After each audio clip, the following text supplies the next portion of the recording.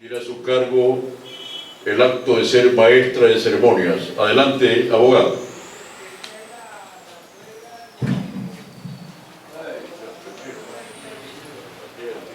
Confederación Nacional de Periodistas del Ecuador, Academia Nacional de Historia Alparista, Ateneo Manabí, 25 de junio del 2022. Programa del acto solemne conmemorativo del mes del manabitismo. Primero, apertura del ceremonial cívico y cultural por el doctor Dumar Iglesias Mata, presidente de entidades organizadoras.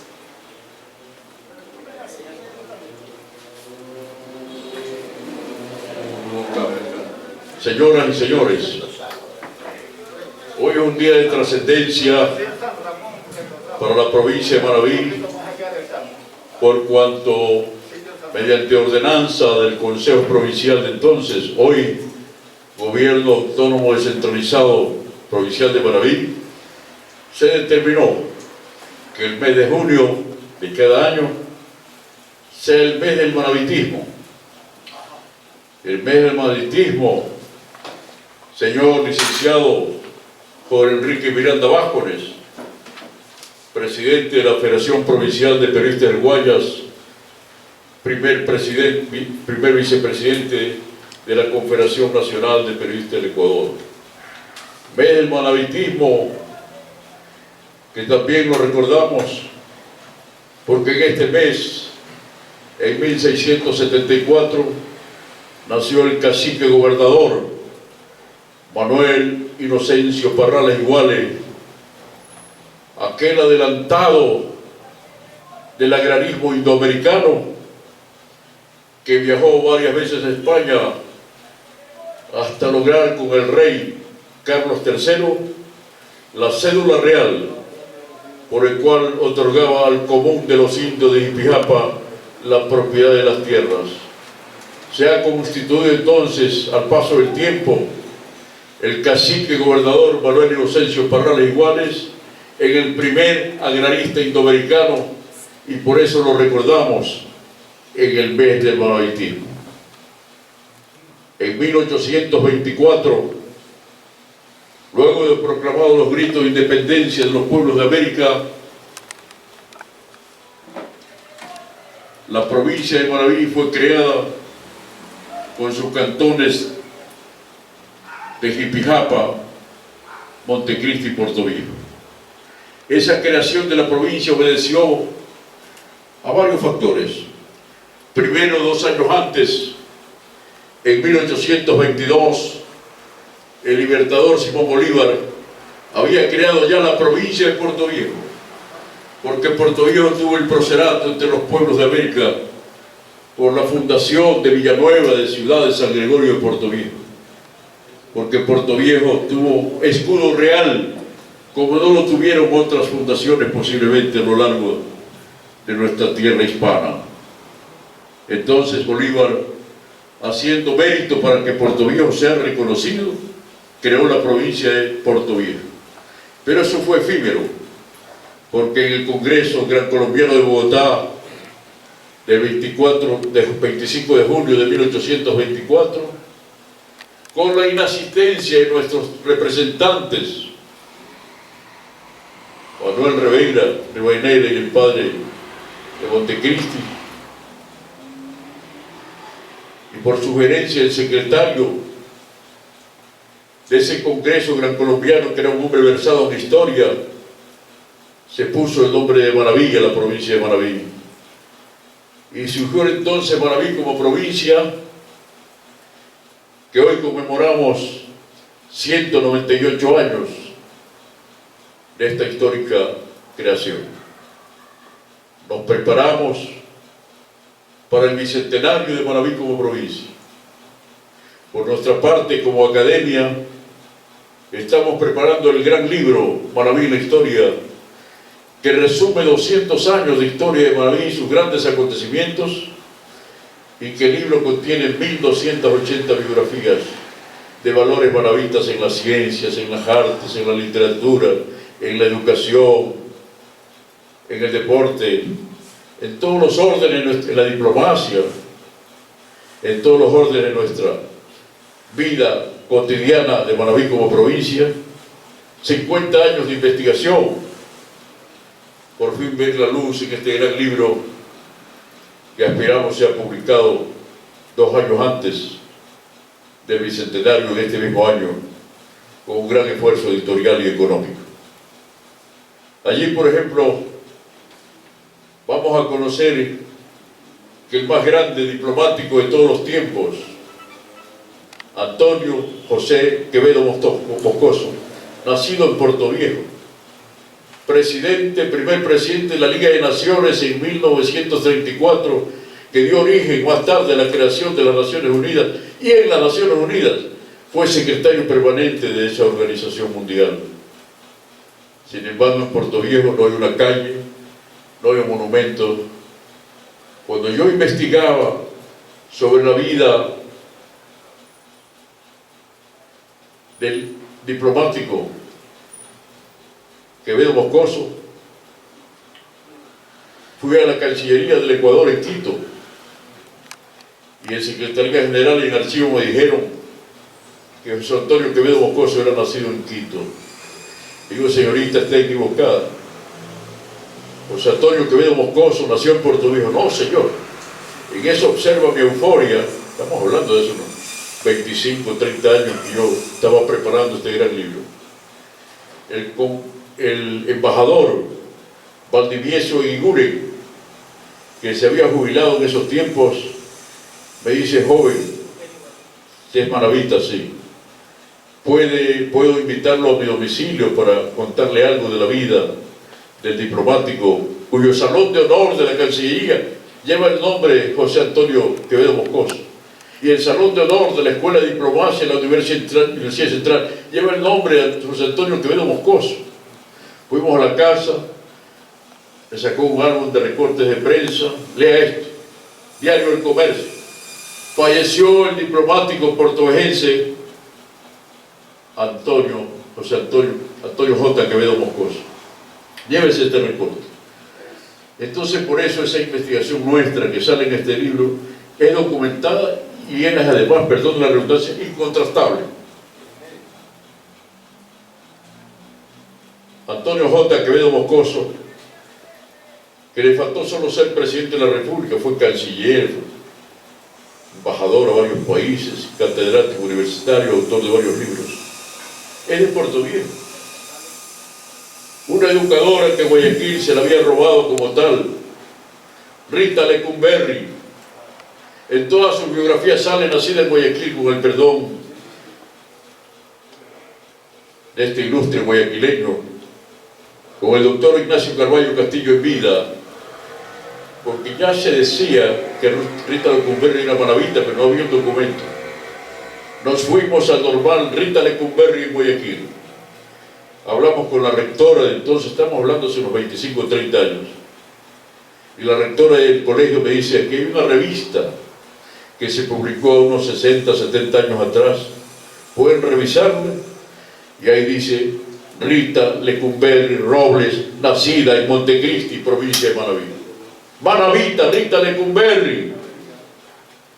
Y se hubieran robado a José María y Hugo Mayo, porque aquí, cuando yo era presidente de la Asociación Cultural de Universitarios Manavistas residentes en Guayaquil, le pedí al licenciado Horacio Hidrobo organizar un acto de homenaje a José María, recientemente coronado en Guayaquil, y a Miguel Augusto Egas, el innovador de la poesía vanguardista en el Ecuador, en América Latina. Hugo Mayo. Y la contestación que recibí de Horacio me dijo: ellos son guayaquileños, no los invites. Es lo contrario, le digo, Horacio. Por eso es que los manavistas sean quiteños, guayaquileños o lojanos, porque los manavistas somos ingratos y no los traemos aquí que reciban el calor de su tierra. Y los traje invitados a la Casa de la Cultura. Y en esa noche el licenciado Hidrobo era compungido, con la cabeza agachada, todo el acto. Tengo la fotografía y la filmación. Y vino José María Ellos, y vino Hugo Mayo, y me fui a Manta, era alcalde el doctor Medardo Mora, con ellos. Digo: Medardo, la casa de los poetas se está cayendo aquí, hagamos ahí el pasaje de los hermanos Egas. Me acogió parcialmente la moción Medardo y le puso pasaje José María Egas, pero con el busto de los dos poetas Egas, y la casa se mantiene hoy como museo histórico. Porque eso tenemos que hacer en cada pueblo, en cada provincia, recordar nuestros prohombres, nuestros valores, y saberles reconocer en vida, si es posible, sus reconocimientos. Este gran libro, cómo no poner al gran diplomático, educador, que fue presidente del grupo de los 77 en la UNESCO en París, Gonzalo Bada Grijalva, de quien el gran maestro Carlos Avellaneda ha escrito incontables ensayos sobre Gonzalo Bada Grijalva, y tantos otros diplomáticos, científicos de la FAO, Egberto Ramírez, el mismo Osvaldo Castro Intriago, novelista, fue un científico de la FAO, y tantos valores nuestros que han sobresalido en la cultura, en la ciencia, en todo. Entonces, me pregunto, en Guayaquil usted sabe, Juan Enrique, saludo la presencia en el salón del coordinador general de la Confederación Nacional de Periodistas del Ecuador, el licenciado doctor honoris causa, 2 veces doctor honoris causa, Francisco Hidalgo Toledo. Un aplauso para él. En Guayaquil, cuando se aproximaba el bicentenario de la independencia de Guayaquil, 9 de octubre de 1820, en el 2010, la alcaldía conformó el Comité Pro Bicentenario de Independencia, que lo presidió Francisco Huerta Montalvo. Y en 2020, en medio de la pandemia, inauguraron museos, avenidas, parques bicentenarios, una serie de obras planificadas con financiamiento internacional inclusive. Me pregunto, ¿qué pasa en Manabí? ¿Dónde está el Consejo Prefecto Provincial, que no ha tenido la iniciativa de crear el Comité Pro Bicentenario de Manabí? Sin embargo de eso, los bicentenarios se aprovechan, señoras y señores, para inaugurar museos, grandes bibliotecas, avenidas, carreteras, pasos a desnivel, obras fundamentales de desarrollo para toda la provincia en este caso. Pero estamos a 2 años. ¿Qué se va a poder hacer si aquí hay la pugna ya de las elecciones de la prefectura en febrero? ¿Qué podrán organizar en apenas 1 año, en el 2023 al 2024? Pero nosotros, saludo la presencia en la mesa directiva del doctor Rubén Sello López, presidente de la Ilustre Sociedad Bolivariana del Ecuador, capítulo Manabí. Un aplauso para él. Pero nosotros como academia, como Ateneo de Manabí, nos hemos preparado con ese gran libro que va a salir, ojalá para el mes de octubre de este año, que tiene 400 páginas, que resume la historia de Manabí en 200 años de su creación, todo su capítulo, todos los hechos y acontecimientos históricos hasta esta fecha, y contiene, aunque el libro titula Manabí en la historia de 1000 biografías, el libro contiene 1280 biografías. Un trabajo de investigación de 50 años. Damos la bienvenida al doctor Carlos Intriago Macías, distinguido miembro de las organizaciones, director de la Universidad Digital del Aire. Bienvenido. Va a firmar para transmitir en directo. Cuando yo, por insinuación de varios amigos que notaban algunas inquietudes mías literarias y culturales, entre ellos Enrique Delgado Copiano, en Puerto Viejo Ariostito Andrade Castro, que yo recuerdo, me decían: tú, ándate a estudiar a Guayaquil. Yo, graduado de bachiller en el 72, recién casado con mi hija Indira, recién nacida, acepto el desafío y me voy a Guayaquil. Al siguiente día entro a trabajar en Agencia Ecuatoriana de Prensa, cuyo director, Pedro Iglesias Camaño, era primo hermano de mi padre. Fui con una carta de mi padre. Y al mes siguiente entré a laborar en Diario El Universo como cronista especial, redactor del suplemento para todos. Entonces comencé yo a difundir los valores manavistas, entrevistas al uno, al otro, al otro, al otro. De ahí salió mi gran libro de entrevistas literarias. Entrevistas a Vicente Amador Flor, a Luis Félix López, a Miguel Augusto Ega, José María Ega, a Julio Falconi, José Bolívar Falconi. La entrevista literaria fue un libro que creo que yo solo en la Facultad de Filosofía de la Universidad de Guayaquil, mientras estudié en Guayaquil, los años subsiguientes vendí alrededor de unos 8 o 10 mil libros. El libro era materia de consulta por el estilo de síntesis historiográfica en que se redactó el libro Entrevistas Literarias, y creo que todavía sigue en consulta en algunas facultades de filosofía. Entonces allí surgió la idea en mí de escribir un libro de valores de la cultura de Manabí. En eso visitaba yo al doctor Macario Gutiérrez Solorza, mi gran maestro, y mandé una carta circular. Tiene que haberle llegado en esa época a usted, doctor Carlos Ollanguera, y a muchos de los presentes, indicando esta iniciativa y que me envíen datos e información para escribir este libro, porque en Manabí no teníamos una guía didáctica, no teníamos algo que nos oriente sobre tantos valores que han sido olvidados en el devenir de nuestra vida republicana. Sin embargo, al poco tiempo, mi buen amigo para esa época, el licenciado Horacio Hidrobo, salió al encuentro de mi iniciativa con un libro que se tituló Historia de la Literatura Manabista, del cual yo le hice 480 observaciones y omisiones. 480 omisiones. Entonces quedó en mí latente cómo podemos completar, actualizar esa investigación muy pequeña de Horacio Hidrobo Peñarera. Y comencé ya aquí, al inicio de la pandemia, hace más de 2 años, a desempolvar los cartones que yo había traído de Guayaquil, desde el año 79 en que me gradué, donde tenía cartas inéditas, comunicaciones de valores en todas las artes que me habían enviado con su fotografía y sus datos y su trayectoria para incluir en ese libro que quedó trunco. Entonces me dije ante mí, todo esto que no pude presentar en la época porque esa iniciativa se cortó frente a la salida inusitada de Historia de la Literatura Manabista, yo no podía salir tampoco al encuentro de esos 4 tomos, donde faltaban más de 400 o 500 valores nuestros. Y comencé toda la pandemia a trabajar noches, madrugadas largas, feriados, fines de semana, y pude completar hasta hace pocos meses ese gran libro de 400 páginas y 1280 biografías de valores nuestros, cuya revisión está en mis manos, y presumo que en no menos de 30 días puede entrar ya a la imprenta para su impresión, sin ningún financiamiento. Te va a tocar las puertas aquí, como que les apesta la cultura a los organismos seccionales, a las entidades un poco llamadas a aportar esto, porque no hay recursos, es verdad, el centralismo absorbe.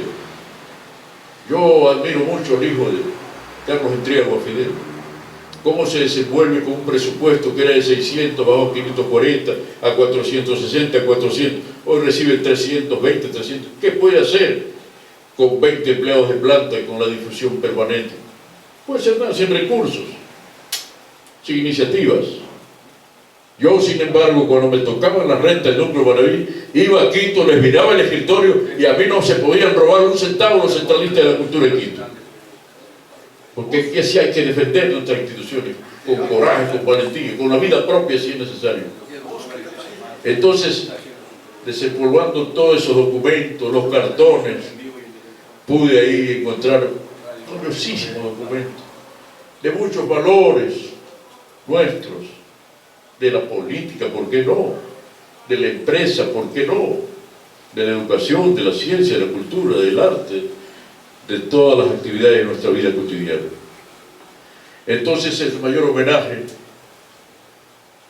señor doctor Domingo Nevado Zambrano, a cuya trayectoria educativa de alrededor de 50 años, hoy le tributamos este reconocimiento como el mejor educador del Ecuador. Un aplauso para el doctor Domingo Nevado Zambrano, compañero nuestro, segundo vicepresidente de la Confederación de Periodistas del Ecuador, quien ha tenido también larga trayectoria en nuestros congresos y encuentros de periodismo y seminarios de superación y capacitación. Entonces, el otro día visité el Consejo Provincial para sondear. Yo iba convencido que no iba a haber auspicio, como efectivamente no lo hubo. Y digo, ve, en mi libro va a salir la historia del Consejo Provincial de Manaví. Usted sabe, señor secretario, cuándo se fundó el Consejo Provincial de Manaví. Llamaron a una persona X, preguntaron y me contesta en 1947. Qué equivocados que están. No tienen ustedes ni la propia historia institucional del GAT provincial. El Consejo Provincial tiene 3 etapas. La primera etapa es 1929 hasta 1935, que se clausuraron por una dictadura militar. Luego vino otra etapa de 1935 hasta 1942-43, que presidió don Tiburcio Maciel, entre otros. Y recién en 1947, que por decreto del doctor Velasco Ibarra reinician sus actividades los consejos provinciales, ahí recién se designa al doctor Osvaldo Dor Moreno. Y vamos a encontrar en este caso del Consejo Provincial una similitud con lo de la Universidad Técnica de Manaví, que me voy a referir al final de estos datos del mes de Nueva Haití, un poquito de agua.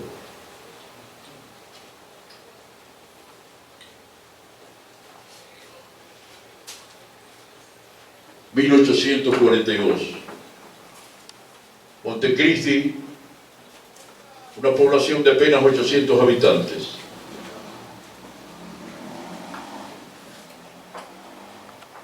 Nace quien más tarde sería nuestro héroe nacional, José Eloy Alfaro Delgado. Montecristi sin escuelas, sin colegios. Su padre, Manuel Alfaro González, le trajo preceptores de España para enseñarle las nociones básicas. Pero no contento con eso, llevaba al niño y adolescente en sus viajes a diversos países de Centroamérica, en su negocio de exportador de sombrero de paz toquilla. Y Alfaro, joven, apenas a los 16 años de edad, se juramentó en el Cerro Centinela de Montecristi, hoy Ciudad Alfaro, igual que Bolívar y Montesacro, a luchar por la independencia, por la libertad de los ecuatorianos. Y en ese recorrido con su padre por los pueblos de América, se fue insuflando de civismo, porque allí estaban expatriados todos los próceres que fueron más tarde de la independencia de sus respectivas naciones, con quienes cosechó gran amistad. Entonces, para nosotros, en el mes del madridismo, también es fecha memorable el nacimiento de Eloy Alfaro, el 25 de julio de 1842, como también es memorable su primer levantamiento armado, el 5 de junio de 1864, donde ya se sabía las escaramuzas de Alfaro, y ya el dictador Gabriel García Moreno había dictado orden de captura por el joven insurgente Eloy Alfaro, 22 años de edad. La primera montonera alfarista, Isabel Montes de Albia, lo convoca en la mañana de ese 5 de junio a su hacienda Tagüera en Colorado, Montecristi. Ella, mujer hermosa, esbelta, pero de armas tomar, convoca a Eloy Alfaro con sus peones y le dice: valiente Eloy Alfaro, hoy debe iniciar usted la revolución o será capturado y será asesinado por el dictador. Y le dice otras palabras que halagan su civismo y su patriotismo, y le entrega el primer fusil que empuñó en su vida Eloy Alfaro Delgado. Y allí Eloy Alfaro se juramenta una vez más, en ese mismo día, a iniciar una revolución que duraría 35 años de cárcel, de destierro y vicisitudes. Y en esa misma noche apresa al gobernador. Consuelito, le ruego pasar adelante. Usted viene en representación de su ilustre hijo, el doctor Dúbal Darío Molina Suez. Un científico, un aplauso para él. En ese mismo día 5 de junio, en la noche, Eloy Alfaro apresa al gobernador de Manabí, coronel, entonces después fue general ministro de guerra, Francisco Javier Salazar, en Montecristi. ¿Y por qué apresa al gobernador y sus tropas en Montecristi? Porque de 1862 a 1867 Montecristi pasó a ser capital de la provincia de Manabí. Y en 1864, obviamente, la gobernación tenía su sede en Montecristi. Y apresa al coronel Francisco Javier Salazar y lo llevan a él y a sus soldados a la hacienda Tagüera de Colorado, Isabel Albias, Sir Albias Huentes. Allí dialogan, allí conversan. Y el coronel Salazar, muy astuto, formado en academias de guerra de Europa, de Estados Unidos, le propone a Eloy Alfaro pasarse a sus filas porque admira la revolución de un joven como Eloy Alfaro. Y Alfaro ingenuo le cree. Y se provoca en la casa de Juanita Flores en Montecristi, una casa hermosa, antigua, con un piano de cola de la época, en la casa de ella, para firmar el armisticio por el cual salía en libertad el coronel Francisco Javier Salazar y sus soldados, y se pasaba a cruzar las filas de los ejércitos revolucionarios del Alfaro. Pero esto fue falso. Se había planificado para esa misma noche el asesinato del joven insurgente. Y allí se da cuenta cuando intentan y vienen los primeros disparos, y la mulata Martina, servicial de la familia Alfaro, se pone al frente y recibe una bala en el pecho. Se apagan las luces de la casa entonces y logran que Eloy Alfaro salga por la parte posterior de la casa, rumbo a la Ensenadita en Manta, toma una embarcación, rumbo también a Panamá, que para entonces era provincia de la República de Colombia. Y allí ocurre el primer autodestierro de Eloy Alfaro. Y así seguiría Eloy Alfaro gastando la fortuna de su padre, luego la fortuna de él mismo, porque creó en Panamá una empresa también importadora de sombreros del Ecuador para distribuir a varios países de América. Y entonces Eloy Alfaro siempre venía al Ecuador y lo nombraron el general de las derrotas. Era derrotado Alfaro, perdía sus barcos, sus municiones. Sin embargo, volvía con la fe y con la esperanza que con otros pueblos que ya habían alcanzado su independencia, Ecuador también lo iba a lograr de las tiranías de entonces. Pero no era así. Ocurre la batalla de Puerto Viejo del 1 de diciembre de 1884. Algunos años atrás estábamos en la escuela Tiburcio Macías y me pidieron que intervenga sobre el 1 de diciembre de 1884. Y tuve que decir la verdad. Alfaro fue derrotado en la batalla de Puerto Viejo. ¿Quién lo derrota?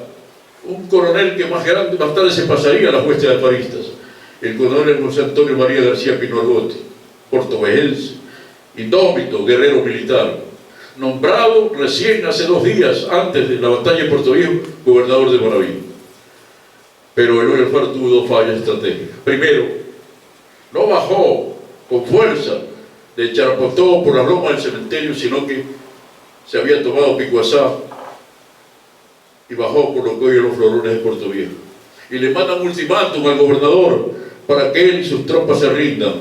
A lo que el gobernador tuvo chance, oportunidad de realizar zanjas alrededor de la Tiburcio Macías, que fue hoy de la gobernación Cuerpo Bombero Zanja, y ocurre la primera guerra de guerrillas urbanas en Puerto Viejo. Y al golpe de 1:30, 2 de la tarde, Eloy Alfaro había perdido 200 hombres y ordena tocar clarinete de retirada dejando su propia metralleta. Se va por las lomas del cementerio y llega a Charapotó. Entonces se me acerca algún amigo que estaba ahí, historiador, y me dice: no debe decir ante la niñez, la juventud, que Alfaro fue derrotado, porque su imagen que tiene de gran libertador puede desplomarse. Escucha cómo voy a terminar mi discurso, y lo termino así. Efectivamente, Alfaro fue derrotado en la batalla de Puerto Viejo del 1 de diciembre de 1884. Pero ¿dónde está la grandeza de Alfaro? Del héroe indómito. 5 días más tarde, va con sus huestes malheridas, derrotadas en Puerto Viejo. Llega a Charocotó, un pueblo humeante de libertad que sufrió tanto en las luchas de la Alfarada. Y arriba a Bahía de Caracas, y enterado que los barcos del gobierno estaban en Manta para hacer un ataque y persecución contra él, ordena que su buque La Juela se lo cambie por Pichincha y se encamina al encuentro de los 3 barcos, rodeados cada uno de 200, 300 hombres armados, y se entabla la batalla naval de Balsamaragua, donde Alfaro se convierte en el Garibaldi americano y donde Alfaro es derrotado también, pero se llena de gloria ordenar que se queme su barco para estrellarlo contra el 25 de julio, y se van en picada los otros barcos para defenderse y para luchar contra el incendio, y Alfaro se salva en un barril que no sabía nadar y llega a las costas de Balsamaragua y penetra las costas de Maravita, donde hay un capítulo importante en uno de mis libros, que durante varios meses anda de hacienda en hacienda hasta que finalmente pudo salir a Panamá, provincia de Colombia. Entonces, le digo a los jóvenes, no es grandioso saber que habiendo sido derrotado en Puerto Viejo el 1 de diciembre de 1864, el 6 de diciembre, 5 días más tarde, Alfaro se llena de valentía, de honor y de gloria, librando la histórica batalla naval de Balsamaragua? ¿Está o no en la gloria, en la inmortalidad de Luis Alfaro, cabalgando los huracanes de los siglos? Y todos se pusieron de pie y aplaudieron. Porque Luis Alfaro hay que pintarlo así, con todo lo que se dijo de él. En mi libro hay un capítulo que se llama Oprobios, donde pueden encontrar todo lo que se dijo de Alfaro, de Wilfrido Lor, a otros detractores de Luis Alfaro, porque el historiador tiene que ser neutral, tiene que estar ajustado a la verdad histórica. Si bien es verdad que hasta 1895, cuando creo la cátedra alfarista en la Casa de la Cultura, Alfaro, los historiadores de la Sierra, y así lo habían enseñado incluso en la escuela y colegio de Manaví, Alfaro el hereje, Alfaro el ateo, Alfaro el ignorante, Alfaro el masón, como que ser masón hubiera sido de élite. Los grandes libertadores de los pueblos de América abrazaron la masonería en aquellos tiempos preciosos, la libertad de cuántas naciones. Entonces, retrotrayendo el tiempo, cuando yo lo laboraba en el Universo 2 horas diarias, porque 4 horas laboraba en esa ecuatoriana de prensa, el resto los estudios universitarios. Don Carlos Pérez Perazo, director, con Ricardo Poli Carrillo, gerente del periódico Me Llaman, y dice, se aproxima, era un mes de noviembre del año 73, se aproxima el martirologio de Alfaro el 28 de enero. Usted podría hacernos un reportaje a 2 páginas para el diario El Universo. Yo sí puedo, pero yo, que mi vida se caracterizó por ser un hombre audaz, atrevido a aceptar los desafíos, como cuando el primer cargo que desempeñé en 1967, el gobernador Antonio Colabarco me llamó y me dice, quiero nombrarlo secretario, ¿sabe escribir a máquina? Un día jueves de tarde. Sí, señor gobernador. Yo no sabía escribir a máquina. Entonces aquí al frente de mi casa vivía Parraquita, que se jubiló ya en el municipio y falleció, pero él escribía sin ver. Entonces mi madre pasa a hablar con él, dice, mi hijo ha aceptado sin saber, y el URAS tiene que ya ir a posesionarlos. Entonces Parraquita me toma 16 horas diarias, viernes, sábado y domingo, corrige, borre, bote, suscribe. Me presento el lunes a la gobernación, a ver, copia estos 3 oficios. El gobernador viendo, esto, de la máquina escribí. Muy bien, vea asistente, pídame el nombramiento para el joven Iglesias, secretario de la Gobernación de Manaví. Audacia con capacidad. Y así lo hice con Carlos Pérez Perazo, con los ligeros conocimientos de Alfaro que nos daban para entonces. En la escuela y colegio de Manaví dije que sí. Al día siguiente me fui donde el maestro Justino Cornejo. Visité a cuantos valores de la historia del otro ser y me dieron una lista de libros que tenía que investigar. Y me hice ratón de biblioteca noviembre, diciembre, hasta que el 15 de enero presenté el proyecto a 2 páginas, titulado El martirologio de Eloy Alfaro, una página negra que los ecuatorianos no olvidarán jamás, con fotografía. Lo revisó Ricardo Poli, que Ricardo era portovejense, periodista, pero hombre muy exigente, al extremo que nos nombró reemplazo de Jaime Díaz Marmolejo y de cuantos periodistas famosos que escribían en el Universo cuando se iban de vacaciones, Semana Santa, fines de semana, Navidad, Año Nuevo. Yo trabajaba en el Universo porque me pagaban triple. Y yo con mi mujer y mi madre vive, mi hija en Puerto Viejo, tenía que luchar por la vida para estudiar y mantener mi hogar. Y salió a 2 páginas el reportaje en Diario El Universo. Una página interesante de mi vida de periodista. Entonces ahí nació en mí, el año 74, escribir un libro, porque si yo había padecido, hurgando revistas, periódicos, documentos, historietas, documentales, entrevisté a más de 50, 60 personajes en Guayaquil de la historia. Si yo no he podido dormir casi 2 o 4 horas diarias para hacer este reportaje de 2 horas, los estudiantes nuestros, la juventud de la patria que está siendo engañada por los historiadores de la sierra, que los pintaban a herejes como asesinos, como ignorantes, como ateos, como masón y otros maravillas y oprobios, nació en mí la idea de escribir un gran libro que sintetice en 100 facetas históricas la obra y personalidad histórica de Eloy Alfaro. Y es así como comencé a trabajar. Salieron miles y miles de páginas, miles y miles de fotografías, pero finalmente en homenaje al centenario de la Revolución Alfarista, que ya vamos a hablar por qué Guayaquil se apropió, con todo respeto por Enrique, porque la historia es así, de la Revolución Alfarista. Entonces surge mi libro, se publica mi libro, Eloy Alfaro, 100 facetas históricas, y comienzo a distribuirlo en escuelas, en colegios, en Manaví, y a través de la Casa de Cultura creamos la Cátedra Alfarista, y resurgió la figura de Eloy Alfaro, que todos los historiadores de la sierra lo habían pintado como eso, como hereje, asesino, mató, ateo, etcétera, etcétera. Y allí se va haciendo conciencia con la Cátedra Alfarista, que luego con la presidencia de Simón Grosabel, de Guadiana Guanto, de Vicente Espinales, de Blas Vaca, recorrimos, Carlos Avellán, llevamos a la manga del cura, ¿se acuerdan? La Cátedra Alfarista en defensa de la territorialidad manavita. Y allí, Ecuavisa convoca un concurso, ¿quiénes son los 100 mejores ecuatorianos? ¿Quiénes son los 50 mejores ecuatorianos? ¿Quiénes son los 20, los 10, los 5? El mejor ecuatoriano de todos los tiempos. Votación de todo el pueblo ecuatoriano, Eloy Alfaro. Luego viene la Asamblea de Montecristi en 2008. Luego ese gran maestro, escultor de América, como yo lo llamo, Ivo Quillas, construyó el Museo Mausoleo con la ilustración de mi libro. Sale ahí ese hermoso mausoleo de Ivo Quillas en Montecristi.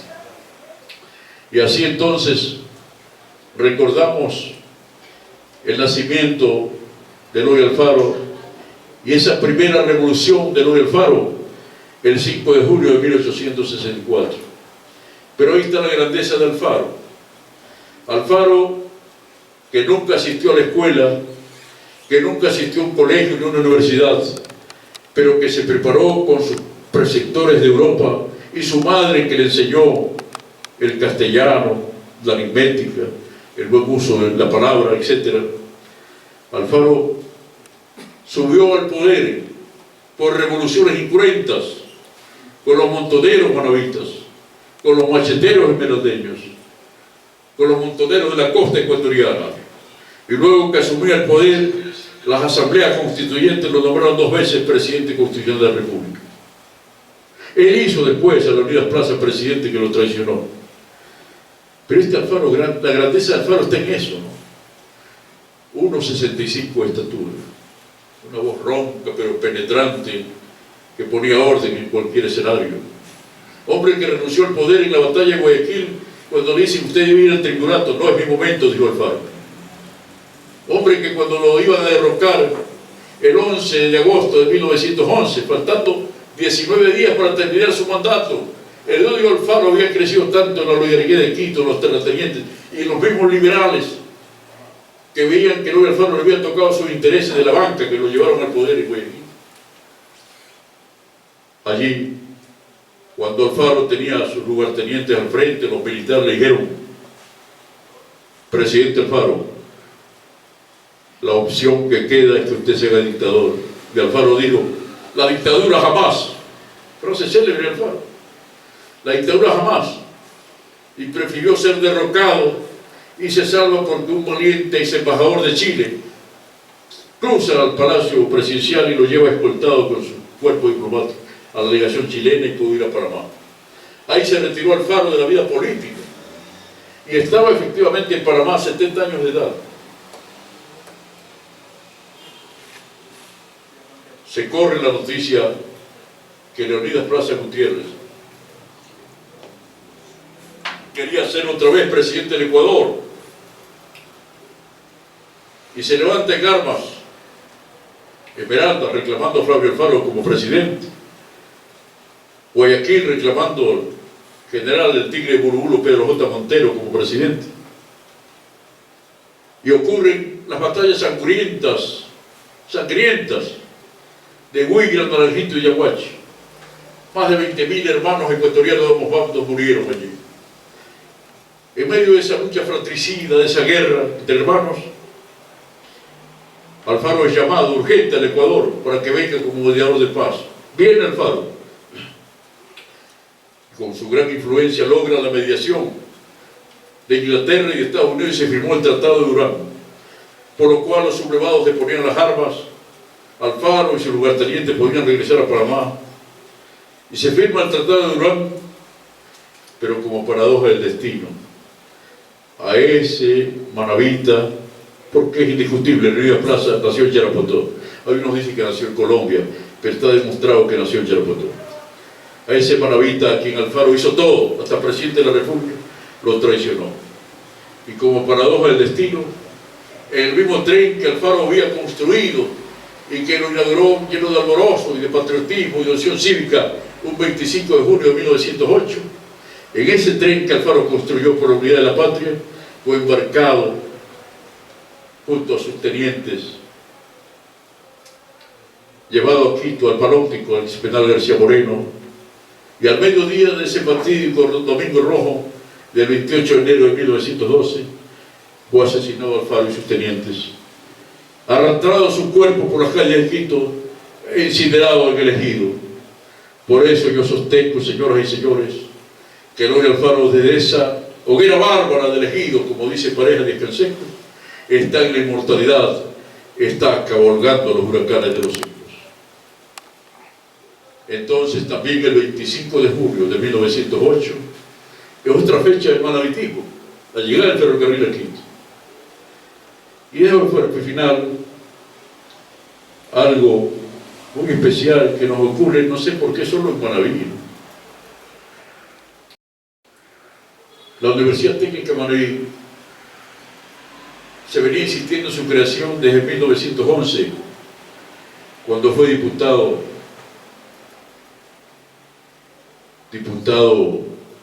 Emilio Stopper de Bahía de Caracas, junto con el padre, el doctor Ignacio Hidalgo Villavicencio. No pasó. Luego en 1934, Manuel Augusto Guillén Vélez, presidente de la Municipalidad de Puerto Viejo, no solo que propuso el Madrid Federal, sino la urgencia de una universidad.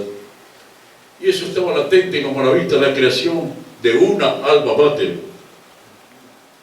Y es entre 1947 y 1948 que ese gran intelectual montecristense, Luis Virgilio Delgado, concibe un proyecto de creación de la Universidad Técnica de Manaví, que lo acoge el doctor Alejandro Muñoz Dávila, a la sazón presidente del Club Rotario de Bahía de Caracas.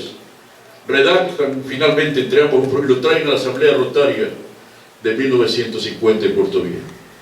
La Asamblea Rotaria, del que era también rotario, el ingeniero Palomino, acoge el proyecto y proponen a la Asamblea Nacional Rotaria la urgente creación de la Universidad Técnica de Manaví.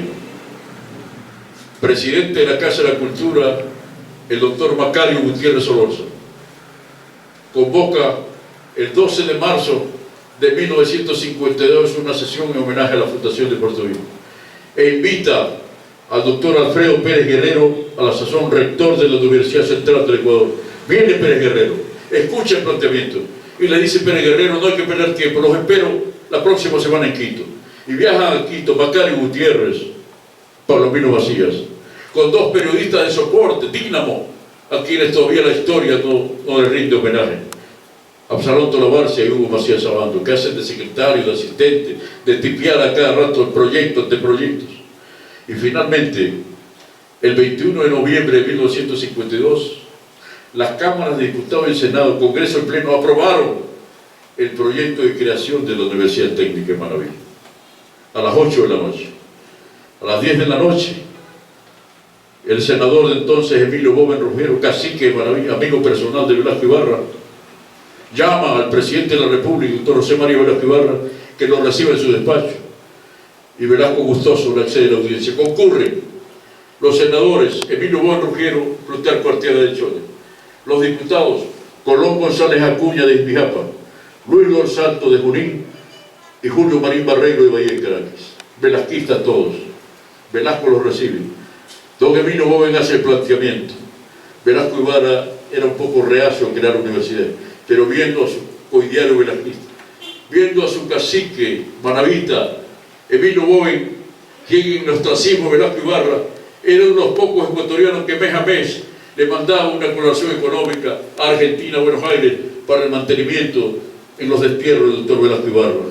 ¿Cómo no tener gratitud con Emilio Boven Ruggiero, cuyos familiares aquí presentes, saludo alborozado, licenciado Milton Boven, licenciado Jorge Luis Boven Lor.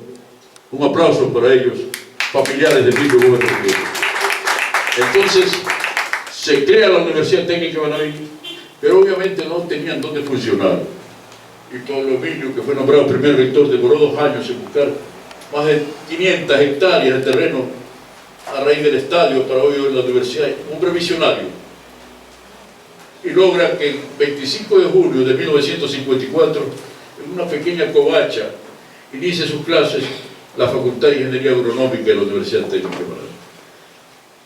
Y le ponen como que la historia se puede torcer, como que se puede mentir el hecho histórico permanentemente. Le ponen fundada, UTM fundada el 25 de julio de 1954. Y así pasaron los años, y yo, que soy hurgador de periódicos viejos, de decretos, de registros oficiales, detecto que eso está mal, que la universidad no está indicándole a la juventud manavita y no está siendo leal con realmente los hechos que originaron su fundación. Y me propuse escribir un gran libro que se llama Universidad y Valores. Y allí publico el decreto de fundación, todos los antecedentes, todo. Y le he enviado a todos los rectores entonces durante 20 años. Y siguen con tosudez. Pero gracias a mi libro, ya borraron, donde decía fundada el 25 de junio de 1954, ahora le ponen inicio de clases el 25 de junio de 1954. Y yo pregunto, maestro Carlos Avellán, presentes todos, Domingo, ¿qué escuela, educadores ilustres? ¿Qué colegio? ¿Qué universidad del Ecuador o del mundo celebra el inicio de clases? Nadie. Se da el caso del Colegio Olmedo. José María Urbina lo fundó el 29 de septiembre de 1952. Dejó de funcionar varios años porque los impuestos que habían, impuestos realmente impresionantes, se los llevaban por diferentes motivos, se los robaban. Viene León Alfaro, jefe supremo de Manaví Esmeralda, 23 de octubre de 1883. ¿Qué pasa con el Colegio Olmedo? Señor, jefe supremo, no ha funcionado, porque no hay a quien designar. ¿Cómo que no hay a quien designar? En la gobernación estaba él. Llámeme al señor Joaquín José Lor Ceballos. Pero señor jefe supremo, él es conservador. Pero señores, si usted me dice que no hay quien pueda asumir, el señor Joaquín José Lor es mi amigo personal, y es un hombre brillante. Lo llaman, ingresa a la gobernación, entra Joaquín José Lor y se dan el abrazo masónico, 3 golpes en la espalda cada uno. Para que mis coidianos liberales no protesten, voy a nombrar vicerrector del Colegio Olmedo a mi asistente, a mi secretario, hombre de confianza, el coronel Zenón Sabando Ceballos. Y ahí está. Pero el Colegio Olmedo, Carlos Avillano, presentes, no celebra ese hecho que Novi Alfaro lo puso en funcionamiento. El Colegio Olmedo celebra su fundación el 29 de septiembre de 1952 por José María Urbina. En la Universidad Técnica ocurrió que desde Pablo Emilio La Cabeza y todos ahí, Alejandro Ceballos Viteri, Pedro Miguel Reyes, Jaime Ceballos Viteri, todos los fundadores de la técnica, primeros profesores, eran liberales. Y por el odio a Velasco Ibarra y al velasquismo, por esa pugna liberal velasquista que había, prefirieron poner durante muchos años, más de 40 años ya, fundada el 25 de junio de 1954. Tremendo error histórico. Ahora le ponen inicio de clases. Un nuevo rector, voy a visitarlo con el libro, y ayer se publicó, Carlito, el diario El Mercurio, ¿no? Que usted lo difundió al mundo, ¿no? Ve del manavitismo, para decir, por favor, que sin perjuicio que novelescamente quieran seguir celebrando el inicio de clases, por favor, celebren la fundación de la Universidad Técnica de Manaví. De tal manera que la UTM lo que ha hecho es enencarse en el medio manavitismo, y por eso yo en los hechos y referencias no incluyo a la Universidad Técnica de Manaví, porque no hay razón, no hay derecho a que se incluya en el medio manavitismo el inicio de clases. La UTM se fundó en noviembre del 52 por José María Velasco Ibarra. Esos hechos y acontecimientos hacen que en el medio manavitismo brindamos pleitesía y brindamos homenaje, y anuncien que el próximo mes va a salir este gran libro, Consuelito. Hija espiritual de Lutero Santana, doña Consuelo, aquí presente. Un aplauso para él. Va a salir este gran libro, La Epopeya de 1962. Porque los manavistas que recordamos, Carlos Avellano, historiadores, educadores, la fundación del Puerto Viejo, la creación de cantones, la independencia de Manaví, Pipijapa, Montecristi y Puerto Viejo, la provincialización de Manaví. ¿Qué otros hechos y grandes acontecimientos? La epopeya de 1962 es lo que es, una epopeya, donde este hombre se llenó de heroicidad a la altura de Alfaro, porque pudo haber habido una guerra civil, cientos de muertos. Y con esa gran capacidad que tuvo Lutero, que se había formado en Europa en capacitación sindical, pudo dirigir el gran paro. Y aquí está toda la historia del 62. Y también la historia de esa entidad gloriosa de la Confederación Obrera Provincial de Manaví. Y salen, porque por eso era el homenaje, Consuelito le va a llevar, que auspicia este gran libro, el nieto de Lutero, hijo de Consuelito, el doctor Don Darío Molina Chuez. Este gran libro sale en circulación el 16 de julio. El 16 de julio entra en circulación este libro, La Epopeya de 1962. Quiero concluir, antes de dar paso al siguiente orden del día, con entregarle, nosotros aquí funciona en esta sede 3 instituciones: la Confederación Nacional de Periodistas, la Academia Nacional de Historia Alfarista y el Ateneo de Manaví. Dentro del Ateneo tenemos la sección de Artes Plásticas, y el director de esta sección el gran maestro Ken Moreira, que fue director de la sección de pintura también de la Casa de la Cultura, ha concebido este recuerdo que les pido a todos ponerse de pie y con un sonoro aplauso a ustedes hago entrega al doctor Domingo Nevado Zambrano este recuerdo del Ateneo de Manaví para usted, Manuel. Los que tienen celulares, tomen la foto.